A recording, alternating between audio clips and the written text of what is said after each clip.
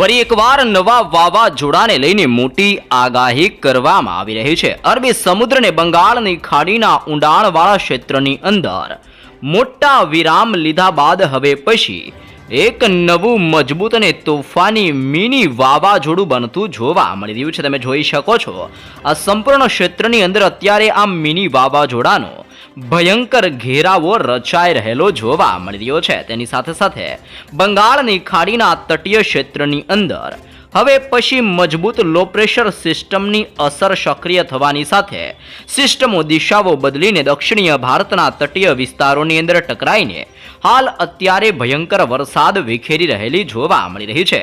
અરબી સમુદ્રના સંપૂર્ણ ક્ષેત્રની અંદર અત્યારે લો પ્રેશર હાઈ પ્રેશરના તીવ્ર દબાણને લઈને નવી યુસીએ સિસ્ટમનું નિર્માણ થતું જોવા મળી રહ્યું છે.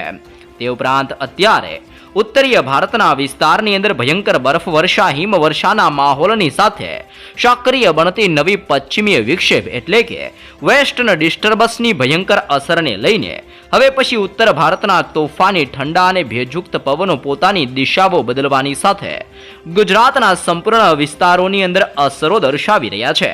હાલ ગુજરાતના ભિન્ન ક્ષેત્રની અંદર તોફાની આંધી તુફાન જેવો અત્યારે ભયંકર પવન ફૂંકાતો જોવા મળી રહ્યો છે, જેના કારણે ઠંડીના પ્રમાણની અંદર ભયંકર વધારો થતો જોવા મળી રહ્યો છે. આગાહીકાર અંબાલાલ પટેલની તાજી આગાહી પ્રમાણે ગુજરાતના હવામાનની અંદર આગામી 7 દિવસોની અંદર મોટા પલટાવની તાજી આગાહી કરવામાં આવી છે. જેમાં હવે ડબલ ઋતુ, જેમાં વહેલી સવાર અને રાત્રિ દરમિયાન ઠંડી તો બપોર દરમિયાન ગરમીના અહેસાસને લઈને પણ મોટી શક્યતાઓ જાહેર કરવામાં આવી રહી છે. જેમ દરિયાના ઊંડાણવાળા વિસ્તારોની અંદર નવા વાવાઝોડા લો પ્રેશર યુસીએ સિસ્ટમનું નિર્માણ થઈ રહ્યું છે, તેમ હવે આ સિસ્ટમો મોટા વળાંક લઈને દિશાઓ બદલીને જેમ દરિયાના મારફત થકી આગળ વધી રહી છે, તેમ ગુજરાતના સંપૂર્ણ વિસ્તારની અંદર કમોસમી વરસાદ અને માવઠાનું મોટું દબાણ વધતું જોવા મળી રહ્યું છે. જ્યાં દર્શક મિત્રો ખાસ જાણી લેજો, અત્યારે બંગાળની ખાડીને અરબી સમુદ્રના સંપૂર્ણ વિસ્તારોની અંદર ભયંકર હલચલ સક્રિય બની રહેલી જોવા મળી રહી છે. દરિયાના આ ક્ષેત્રની અંદર 50 થી લઈને 60 કિલોમીટર પ્રતિ કલાકની ઝડપે તોફાની પવનોની અવર જવર વધતી જોવા મળી રહી છે. અને હવે પછી બંગાળની ખાડીના દરિયામાં સક્રિય બનેલું લો પ્રેશર મજબૂત બનવાની સાથે દરિયાઈ સપાટી, જેમાં 5.8 કિલોમીટરના બંગાળની ખાડીના આ સંપૂર્ણ ક્ષેત્રની અંદર અત્યારે પોતાનો અપર એર સાયક્લોનિક સિસ્ટમ એટલે કે યુસીએ સિસ્ટમનો તીવ્ર ઘેરાવો બનાવી રહેલી જોવા મળી રહી છે.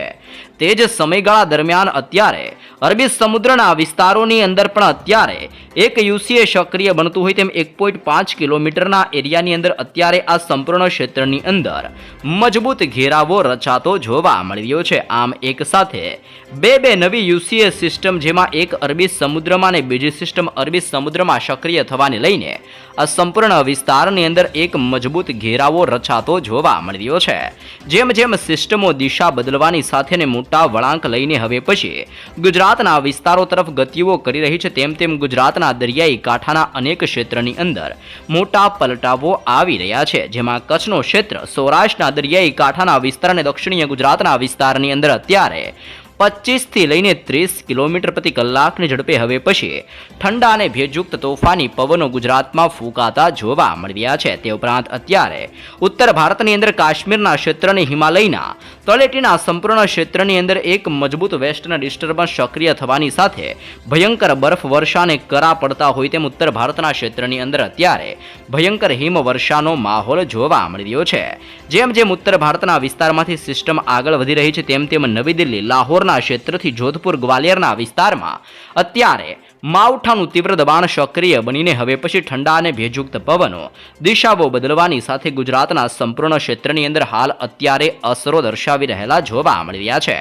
આમ ખાસ કરીને સક્રિય બનતી નવી યુસીએ સિસ્ટમની તીવ્ર અસર હવે પછી ગુજરાતની અંદર ઉત્તરીય ગુજરાતના વિસ્તારમાં તીવ્ર અસરો સક્રિય બનવાની તાજી લેટેસ્ટ આગાહીઓ કરવામાં આવી છે. જેમાં રાધનપુર, મહેસાણા, હિંમતનગર, ખેડબ્રહ્મા, પાલનપુર અને થરાદ આ સંપૂર્ણ ક્ષેત્રની અંદર મજબૂત સિસ્ટમનો ઘેરાવો સક્રિય બનીને માવઠા માટેનું દબાણ દર્શાવી રહ્યો છે. બનાસકાંઠા, સાબરકાંઠા, અરવલ્લી, પાટણ, મહેસાણા અને ગાંધીનગરના ઉત્તરીય ગુજરાતના વિસ્તારની અંદર ડબલ ઋતુનો અહેસાસ થતો હોય તેમ ઠંડીની સાથે ગરમી અને હવે પછી વાદળ છવાયા વાતાવરણ સાથે માવઠાનું મોટું સંકટ ઉત્તર ગુજરાતના વિસ્તાર ઉપર ટોળાઈ રહેલું જોવા મળી રહ્યું છે. આપણે કચ્છના ક્ષેત્રોની જો માહિતી મેળવીએ તો કચ્છના સંપૂર્ણ વિસ્તારમાંથી પણ અત્યારે માવઠાવાળી સિસ્ટમની સ્ટ્રફ લાઇનનો એક મજબૂત ઘેરાવો પસાર થતો જોવા મળી રહ્યો છે.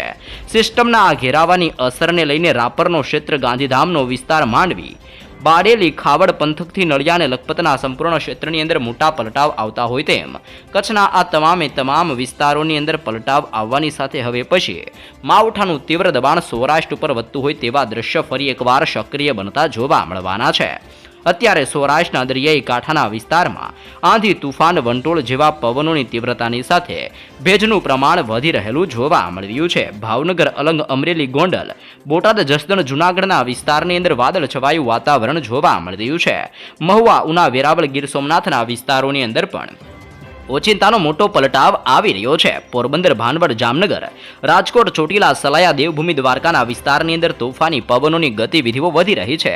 સુરેન્દ્રનગર અને મોરબીના વિસ્તારોની અંદર પણ હવે પછી પલટાવ આવવાની સાથે સંપૂર્ણ સૌરાષ્ટ્રના વિસ્તારોની અંદર ભર શિયાળા દરમિયાન ભયંકર ઠંડીના છેલ્લા રાઉન્ડની સાથે વાદળ છવાયું વાતાવરણ અને કમોસમી વરસાદનું મોટું સંકટ હવે પછી સૌરાષ્ટ્રના તટીય વિસ્તાર ઉપર ટોળાતું હોય તેમ સતત વાતાવરણની અંદર મોટા પલટાવો આવી રહ્યા છે. જો આપણે દક્ષિણીય ગુજરાતના વિસ્તારોની માહિતી મેળવીએ તો તેમાં અત્યારે વલસાડના વિસ્તારથી આહવા, વ્યારા, સુરતના ક્ષેત્રની અંદર મોટા બદલાવો આવી રહ્યા છે. જી હા દર્શક મિત્રો, બિલીમોરા, સાપુતારા, વણસાડા, નવસારીના વિસ્તારોની અંદર અને બારડોલીના ક્ષેત્રની અંદર પણ સતત હવામાન બદલાતું જોવા મળી રહ્યું છે. કોસંબાનો ક્ષેત્ર, વાંકલ, ઉમરપાડા, ડેડિયાપાડાના વિસ્તારમાં મોટા પલટાવો આવી રહ્યા છે. સિનોર, કરજણ, જાંબુસર, ડભોઈના વિસ્તારથી અત્યારે દહેજ અને ભરૂચના ક્ષેત્રની અંદર પણ પલટાવની તીવ્ર શક્યતાઓ દર્શાવવામાં આવી છે. આમ દક્ષિણીય ગુજરાતના વિસ્તારમાં મોટા પલટાવોની સાથે માવઠાવાળી તીવ્ર સિસ્ટમ હવે પછી પોતાની અસરની ગતિવિધિઓ દર્શાવતી જોવા મળવાની છે. મધ્ય ગુજરાતના વિસ્તારોની અંદર પણ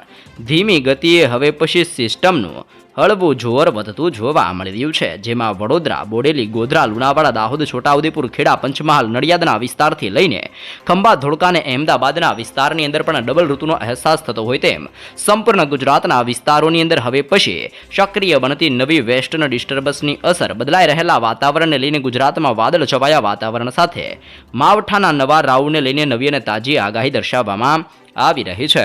દર્શક મિત્રો, અહીંયા તમે જોઈ શકો છો કે વર્લ્ડ મેટાલોજિકલ ઓર્ગેનાઇઝેશન દ્વારા પણ બંગાળની ખાડીના સંપૂર્ણ ક્ષેત્રની અંદર સક્રિય બની રહેલી નવી લો પ્રેશર સિસ્ટમની તીવ્ર અસરોને લઈને સતત નવા અપર એર સાયક્લોનિક સર્ક્યુલેશન સક્રિય બનવાની સાથે દરિયાના ઊંડાણવાળા ક્ષેત્રની અંદર જેમાં 5.8 કિલોમીટરના એરિયાની અંદર તીવ્ર સંક્રમણ વધતું હોય તેમ બંગાળની ખાડીના દરિયામાં નવી લો પ્રેશર સિસ્ટમ સક્રિય બનવાની સાથે દરિયાઈ કાંઠાની અંદર શ્રીલંકાના ક્ષેત્રથી લક્ષદ્વીપના દરિયાઈ કાંઠાના વિસ્તાર અને દક્ષિણીય ભારતના તટીય વિસ્તારોની અંદર હવે પછી અપર એર સાયક્લોનિક સર્ક્યુલેશનનું તીવ્ર દબાણ સક્રિય બનવાને લઈને નવી આગાહી કરવામાં આવી રહી છે. તે ઉપરાંત અત્યારે દક્ષિણીય ભારતના દરિયાઈ કાંઠાના તટીય ક્ષેત્રને બંગાળની ખાડીના દરિયામાં લો પ્રેશર એરિયા સક્રિય બનીને પોતાનું તીવ્ર દબાણ દર્શાવતી હોય તેમ આ સંપૂર્ણ વિસ્તારની અંદર મજબૂત ઘેરાવો બનાવીને સિસ્ટમનું તીવ્ર દબાણ આ નવી સિસ્ટમ દર્શાવી રહેલી જોવા મળી રહી છે. મોટા વળાંકો લેવાની સાથે હવે પછી આ સિસ્ટમો દક્ષિણીય ભારતના તટીય ક્ષેત્રની અંદર ગતિઓ કરીને અનેક વિસ્તારોની અંદર માવઠાનું તીવ્ર દબાણ દર્શાવી રહેલી જોવા મળી રહી છે. તમે જોઈ શકો છો અત્યારે દરિયાઈ કાંઠાના ભિન્ન ક્ષેત્રની અંદર સક્રિય બનતા નવા અપર એર સાયક્લોનિક સર્ક્યુલેશનની અસરને લઈને તીવ્ર દબાણ વધતું હોય તેમ આગામી 24 કલાકની અંદર લો પ્રેશર એરિયા હજી પણ મજબૂત બનવાની નવી આગાહીઓ કરવામાં આવી રહી છે. દરિયાઈ કાંઠાની અંદર તામિલનાડુના ક્ષેત્રથી કેરળનો વિસ્તાર, ચેન્નઈના ક્ષેત્રથી લઈને હવે પછી દક્ષિણીય ભારતની અંદર શ્રીલંકા અને મદુરાઈના વિસ્તારની અંદર મોટા પલટાવોની સાથે વાદળ છવાયા વાતાવરણ સાથે માવઠાની શક્યતાઓ દર્શાવવામાં આવી રહી છે. અરબી સમુદ્રના તટીય વિસ્તારોની અંદર પણ જેમાં લક્ષદ્વીપ દરિયાકાંઠાના વિસ્તારથી અરબી સમુદ્રના દક્ષિણીય ભારતના વિસ્તારોની અંદર હવે પછી વાદળોના હળવા ઝુંડ ઘેરાતા હોય તેમ નવી નવી સિસ્ટમની અસરો વધવાને લઈને પણ તીવ્ર શક્યતાઓ જાહેર કરવામાં આવી રહી છે. આમ અત્યારે આ વિસ્તારોની અંદર પણ એક હવાનું હળવું દબાણ સક્રિય બનીને અસર દર્શાવી રહ્યું છે.